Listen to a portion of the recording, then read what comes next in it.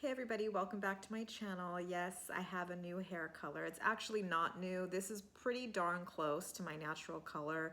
Maybe a shade, a hair, no pun intended, darker than my natural color because I know the blonde is gonna come through and lighten it up. I don't know all the chemistry, but I'm a dark auburn naturally. I've been blonde for about 6 or 7 years and my hair needed a break, my wallet needed a break, and I thought, why not just get back to my natural roots. So here we are. You don't care about that. You're not here for that. You're here to see me review Seeking Sister Wife Season 3, Episode 9.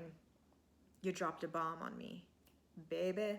You dropped a bomb on me. I think that title is in reference to the Clarks, but no bombs dropped here on me, but we'll get to them later. Let's start with the Winders. Not much happens because Kimberly's still visiting, but she's only in town for 2 days. They are going to stretch this visit out over these next few episodes. So she spends the day hanging out with the wives, Sophie and Tammy. They're doing girly things, giving each other mani-pedis. And we don't really see much of their conversation during this day they spend together, other than Kimberly sharing she's really not much of a girly girl. She grew up hunting coyotes in the woods. That's where her comfort level is. But I like Kimberly because she's down to try new things and, sort of take on whatever the wives have set up.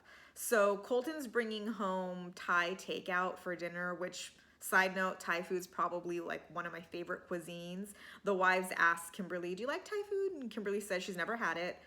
But as I mentioned, she's game, she's down to try it. And so when it comes, you know, Kimberly says like, that smells different. And then she tastes it and she's like, that's strong. But she's a good sport. People who, if when it comes to trying new things, if it looks different, smells different, looks weird, they turn their noses up to it. Those kind of people do annoy me. Like, take a chance, be brave, you never know. But anyway, so they're sitting down having dinner and it's just a lot of clink, clank, clink, clank, clink, clank, forks to plates because it's dead silent, crickets. Colton shares that he's not really much of a conversationalist, especially small talk. And Kimberly does notice, she says, that Colton's very quiet, but that's okay with her because she's also a quiet person too. So it's perfect. It works out. And yeah, it's perfect and it works out if you want to sit there in silence, not getting to know each other. But luckily we have Tammy and Sophie there to sort of get the ball rolling, where conversation is concerned. And they ask Kimberly, is she familiar with courtship? And she says she is. So Sophie and Tammy sort of lay out the guidelines for Kimberly. That courting to them is dating, with the intent of marriage. That Colton and Kimberly are, whatever potential sister wife it may be, are never allowed to be alone together. There's always a chaperone, not necessarily Sophie or Tammy, could be a mom, could be a grandma. But I wonder, it's so extreme, I think, because on the one hand, you have the Winders who are very conservative when it comes to dating and courting, and you have the Merrifields who, Garrick is just, zero fucks given. He can do whatever he wants. But I wonder, in this courtship during like the chaperone phase where you're never allowed to be alone, are you allowed to sort of walk away and have some distance? Because what if Kimberly wants to share something private and intimate and you don't necessarily want, grandma over your shoulder listening? Is that allowed? I wonder. I don't know. Because I just can't imagine never being alone with who is to be your future husband, like never. And not necessarily because you want to like steal a kiss, but just that's so extreme to me. But I can understand that they just want to build this level of trust and respect for everybody, and Kimberly's fine with that. She appreciates it.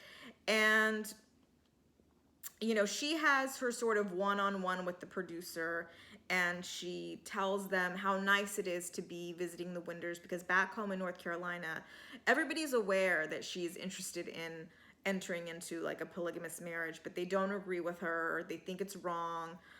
You know, they kind of shut her down if ever she brings it up. And it's nice to be in a space where she can speak freely, be who she is. You know, she's taking it all in. But when she's saying this, she's really emotional, almost on the verge of tears, and I'm not sure why that is. Maybe we'll find out next week. The wives, Tammy and Sophie, don't necessarily see sparks flying between Kimberly and Colton, but then again, you know, Colton isn't a very sparky guy. But they also say that, you know, it wouldn't really be appropriate for them to be falling in love right now. Like, this isn't the time for them to fall in love. Then when are they allowed to fall in love, if they're gonna fall in love? And can you help falling in love? It seems very extreme to me and very rigid. You know, can you help who you love? Can you help not falling in love? Those are my questions. I don't know. So we'll see more of them next week. They're all going to spend time together, you know, group date on the farm to see what Colton does. So we'll catch up with them next week. Moving on. Let's talk about the Clarks now. But before I get into the episode, I just want to give a shout out to a YouTuber who left a comment in my video last week. I don't know why their comment wasn't uploaded to the section though, but I got the notification. The commenter's name is JamLove954. Thank you. They explained to me the difference between polygamy and polygyny. So I'm going to share it with you just in case you don't know. Maybe you already all do, but yes, polygamy is the umbrella term. And underneath that, you have polygyny, which is a man with multiple wives. And then you have polyandry, which is a woman with multiple husbands. So I am totally clear now. Thank you. Got it. I guess because I'm watching a show called Seeking Sister Wife, I thought I could just assume that polygamy meant men with multiple wives, but no, it's not good to assume. So the Clarks. Vanessa and Jared meet Emily for lunch at like a brewery. Emily shows up. She's super nervous and anxious, and they can tell. So Gerard goes and gets her a drink and tells her, like, relax, you know, we just want to talk and see where your head's at, let you know where we're coming from. And Emily just says that she's just really curious about polygamy because she wants to sort of understand the dynamics of what a relationship with more than two people would be like. And she's wondering, you know, what would her role be in the relationship? And Gerard actually tells her there's no roles, there's no restrictions, there's no expectations, there's no rules. That's not how they live. Lies. Lies. That's not true. There are roles. Kayla had to be like the stay-at-home mom, nanny, housekeeper. And there are restrictions. You know, you're not allowed to have a job because when you get one, it's going to be a big problem. And there are expectations. They expect you to keep that microwave clean. So, okay.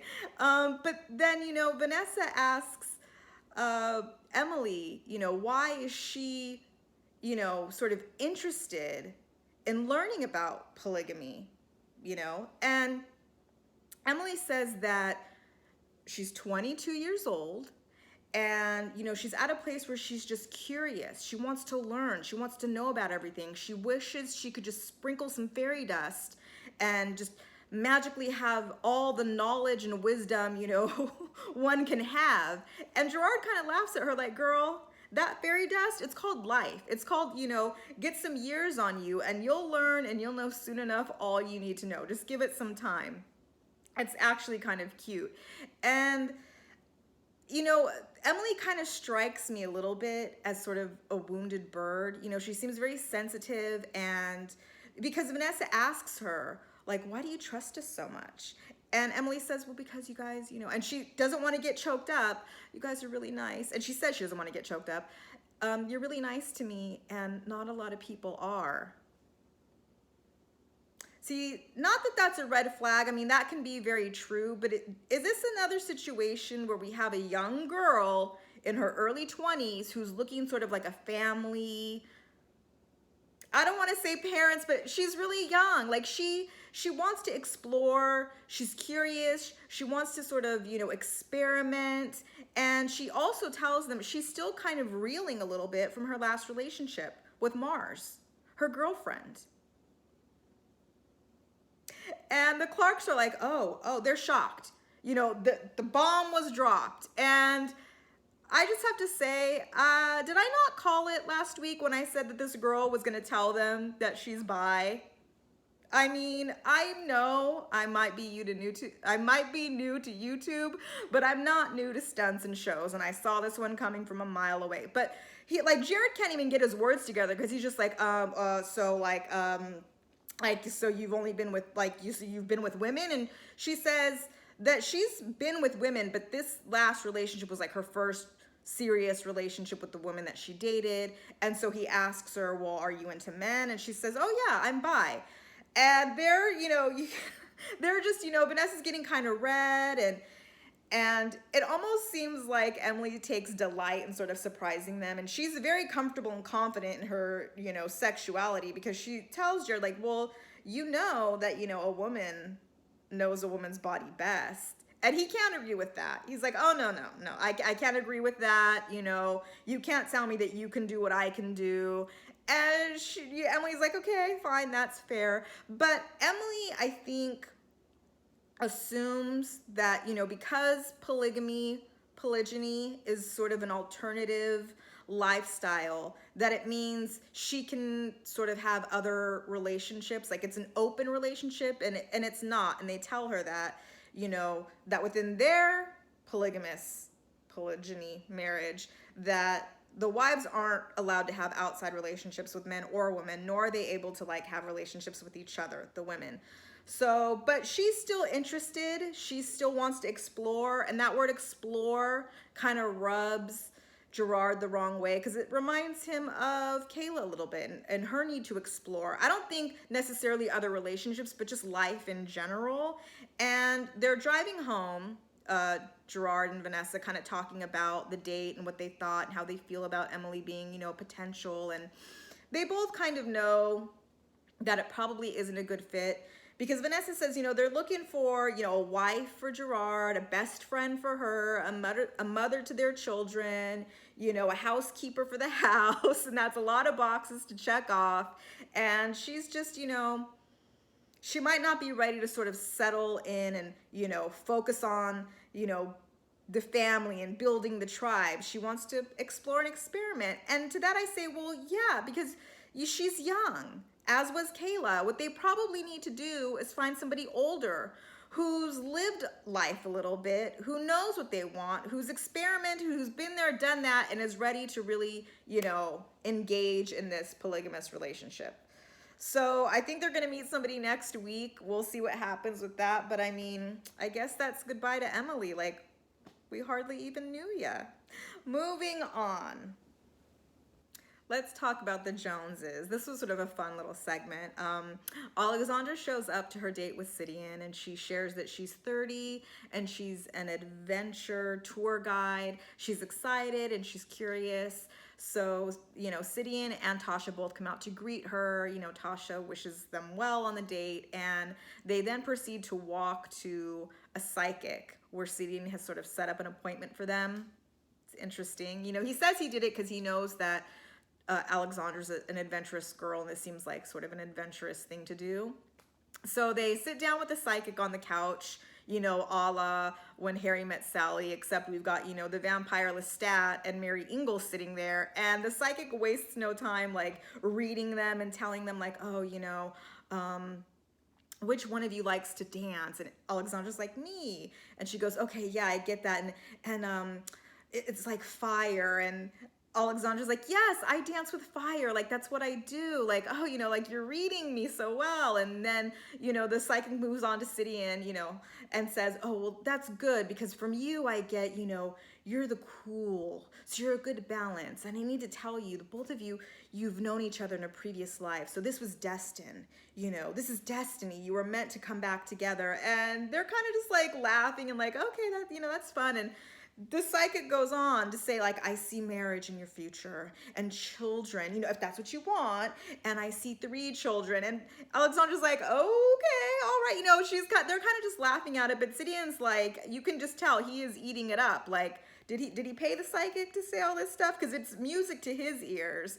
And the psychic says, yes, I see 3 kids. And Sidian does say, well, I do have 3 kids. And the psychic says, oh, okay, maybe that's what I'm picking up on. So, Alexandra's off the hook for now. It's a fun little little date, little segment they get. So after the psychic, they walk back to the Joneses' residence because Tasha sort of set up like a table and chairs in front of the house because COVID still has everything locked down as far as bars go. So he goes inside to get some wine for them, and Alexandra shares with the camera, that, the psychic was fun and all, but she could see that maybe Sidian was taking it a little more seriously than she was, and she knows she sort of needs to like clear the air and, kind of sort of put her cards on the table as far as where she stands. So he comes back out with the wine, and she asks him, so what did you think of the psychic? And he was like, oh, I'm kind of on the fence on whether, I should believe her or not. And she tells him, well, I just, want to be honest with you and let you know that I'm not sure that I really want to have kids, and I'm not really sure that I'm ready to settle down. As a matter of fact, I'm currently dating other men casually, but I don't think I'm ready to necessarily let those relationships go. So Sidian asks her, okay, well, so what exactly are you looking for then? And she says she's just really looking to, continue to get to know Sidian, but also build good friendships. And she's really looking forward to getting to know Tasha better. So on the one hand, Sidian's like, that's great. It's important that whoever he is dating, it's important that that person want to really get to know Tasha as well. However, he's disappointed that she's seeing other men and that she's really not sort of keen on motherhood because he has kids already with Tasha, and it wouldn't be appropriate to date somebody that he knows has no interest in being a mother figure. So I think that, Sidian is torn because I think he really likes Alexandra, but I think he knows deep down it's probably not a real match. But I think he's really gonna try to make it one, even though he knows she's just still, living the single life and isn't really ready to stop that. But we'll see what happens. I don't think they're a good match, but he has to still talk to Tasha about all this. And so we'll see what she thinks and what she says. And so that was really it for them. Let's move on to our last couple, the Merrifields. Let's close it out with our favorite couple. So the scene opens with Danielle's mom and her sister-in-law Samantha at the Merrifield's home waiting for Garrick and Danielle to get back from their trip because I guess the grandma was watching the sons while they were away. And so they're talking, and Danielle's mom asks Samantha, like, have you heard from Danielle? Did you talk to her at all during the trip? And Samantha says, yes, we had sort of a quick call. It wasn't long. I could tell she was sort of upset, dealing with the jealousy. I could tell she, looked like she was going to cry, but, we'll just have to, kind of check in with her when she gets here and really see how everything went. So Garrick and Danielle arrive, they're greeting the kids and the parents, and Garrick does seem a little, I would say, lethargic. I don't know if he's tired. He doesn't seem extremely sad. He's just kind of mopey. He's moping around a little bit. So Danielle says she's going to go to the other room to freshen up, and, her mom and her sister-in-law, like, are right on her tail because they want all the tea. So they go to her room, and they're asking her, how she's feeling. Samantha tells her, I've been really worried about you since our last call. Like, how is everything? How are you doing? And, Danielle, for the 100th millionth time, has to, because now she's got to fill her mom in on the quickie, has to tell her all about, how Roberta told her intimacy is nothing, family is everything. And, it just seemed like, she was just being deceitful and she felt lied to, that obviously maybe Garrick was more important, but whatever. We've heard that story 1,000 times. So then the mom and the sister-in-law just sort of start firing off these rapid fire questions like, so did you feel like the third wheel? Do you feel like Roberta's more important than you? Like, do you think he's going to have favorites? Did he treat you differently on the trip? Like, before she could even answer, it's just question after question. And she tells them, yeah, he did treat me different on the trip. They were holding hands all the time. I can tell he's really excited when he's around Roberta. And well, that's just because, like, it's the first stages of being in love, Garrick and Danielle have been together for 13 years. It isn't always so exciting, you know, but with Roberta, it's new. So that sounds normal to me. I mean, in an abnormal situation. And so, you know, Danielle tells him that she knows she has to talk to Garrick, you know, and really just let him know how she's feeling. They interview the mom to the side, the producers, and the mom tells them that, you know, she doesn't agree with this polygamist lifestyle, and she knows that her daughter loves her husband, and that, you know, Danielle wants to please Garrick, but she hopes that, you know, if Danielle gets to a point where she's unhappy or she doesn't want to do this, she just hopes that, you know, Danielle can verbalize that, speak up about it, tell Garrick, tell the parents. I think it's really good that that Danielle has parents that are very open and supportive even when they don't agree with it, because I get the feeling that when this crashes and burns, this relationship, she's gonna need her parents and her family for support. You know, it's essential. So anyway, later on that night, I suppose, Danielle and Garrick are unpacking their suitcases, sorting through clothes, and we get the conversation, sort of, that I wanted them to have when they were in Mexico and they were having the conversation in the hotel room. You know, that when I said, like, in my previous review, like, is this how married people of 13 years talk when one of them feels like they've been lied to by the other? Just so calm and thank you for loving me. Like, now we get, you know, forget about Roberta and her deceit and her lies. Yeah, let's confront Garrick on how he really feels. So Danielle sits down and tells him, you know, I want to talk. He says, okay. And she, you know, says that she just wants to go over, you know, sort of that night that everything happened, you know, quickie gate, and her jealousy. And he's like, didn't we already talk about this? Like, didn't Roberta already reassure you of, like, her love? But like I said, this isn't about Roberta. We're talking about you, Garrick. And she tells him as much. Basically, you know, I feel like, Garrick, that your heart and your intent that night was to be with Roberta, that you really didn't want me around. And he's like, well, yeah, you know, I mean, I couldn't help it. You know, I kissed Roberta and I felt the passion. And she's like, okay, that's fine, but you should have been honest with me, you know, if that's what you wanted to do.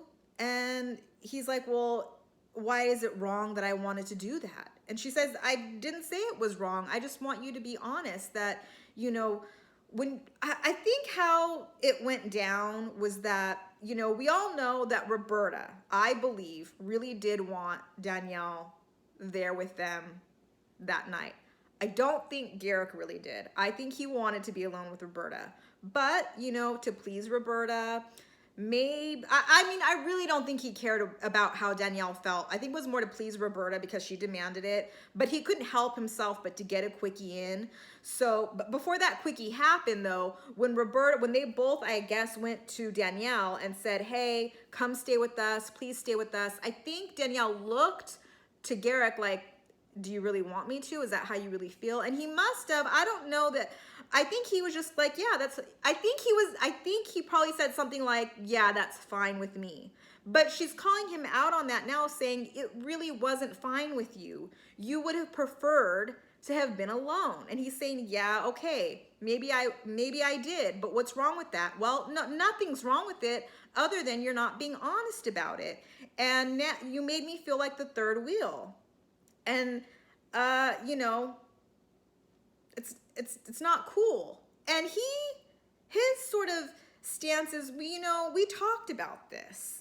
You know, you knew we were going to be intimate. And would you have rather I, like, had asked you to leave? And she says, yeah, if that's what you wanted, if you wanted to be alone and you wanted to be intimate, then yes, you should have asked me to leave. And so he says, okay, so is that how we should sort of operate in the future? If I need to be alone with Roberta, or I want to be alone with Roberta, just let you know. And all that she can say is like, yeah, I mean, I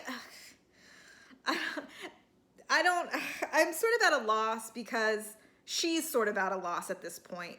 She realizes this isn't really getting anywhere. They're talking in circles. He's not making her feel better. He's kind of just, you know, throwing it back at her. Like, you knew we were going to have sex. Would you have preferred I asked you to leave? And what would you have done if the role was reversed? How would you have reacted? Well, Garrick, I think if Danielle was being honest, she wouldn't have done any of this. If she were in your position, she wouldn't ask you to be in this polygamous relationship. She wouldn't have taken you to Mexico to meet with the potential, you know, brother husband. And like, you know, if the roles were reversed, this wouldn't be happening. And the producers, you know, have a conversation with Garrick asking him, you know, do you think she's doing this just to make you happy? And I think he might really believe that Danielle's really truly fine with this, because he says, no, she's not doing this to make me happy. She's convinced God has put this in front of her. I really don't know if he believes that or not, or if that's just what he's telling himself. I can't tell. And then, you know, he's sitting on the couch by himself and he says, you know, Danielle's emotional. Clearly God has not delivered her from her jealousy, but I pray that he does, so she can just start seeing clearly now on all of this, because, you know, we both agreed to do this. And, you know, we're at a point where we can't just stop. You know, we have other hearts, emotions, and people involved. So pretty much we got to see this through, which I don't, you know, I think that if, you know, if Danielle was really honest with Garrick and said, I don't want to do this, I changed my mind, I'm never going to get over this jealousy, because I don't think that she is, I want to stop this. And if Garrick really cared about Danielle and said, okay, well, I can't lose you, I'll break it off with Roberta. If he called Roberta and he told her, you know, honestly what was going on, the jealousy is never going to go away for Danielle. She's having too hard of a time. She doesn't want to do this. I'm not saying that Roberta wouldn't be upset, disappointed, sad, but I think she would appreciate the honesty, because this is exactly what she was telling him, what she didn't want, you know, if she was going to enter into this marriage. She doesn't want to be in a marriage where her sister wife is miserable, unhappy, resentful, jealous. And so he would actually be sparing her from that, which is what she wants. But, you know, he doesn't want to give up Roberta. Is he in love with her? I think he's infatuated with her. I don't think he knows her well enough to be truly in love. I don't see them as being soulmates. I mean, at least what we see on TV, but I don't know, you guys. I mean, I don't know. I don't know what else to say. I mean, really, there's not much more to say about this couple. Danielle doesn't want this. She doesn't want to do it. She's doing it to make him happy. Garrick doesn't really care how she feels, you know, because at one point he said something, you know, when they were talking about how, you know, how it all went down that night. He was saying, like, you know, it's not like I had to do it, you know, have sex, I guess. And I wouldn't have been upset if it didn't happen. Like, I didn't say that it had to happen, but it did have to happen. I think I'm confusing myself, and now I'm confusing you guys, so I'll just stop. But he's a piece of work. He is a piece of work for sure. So that was it for the episode. I think we only have a few more left. We're at the home stretch, I think, I hope. We didn't get the Snowdens this week, which is probably a good thing. Let's let that couple cool down a little bit. Too much going on with them. But anyway, let me know what you guys think in the comments. Rate, comment, subscribe. Thank you so much for always coming back. And I will see you next week for episode 10. All right, you all have a good night. Bye.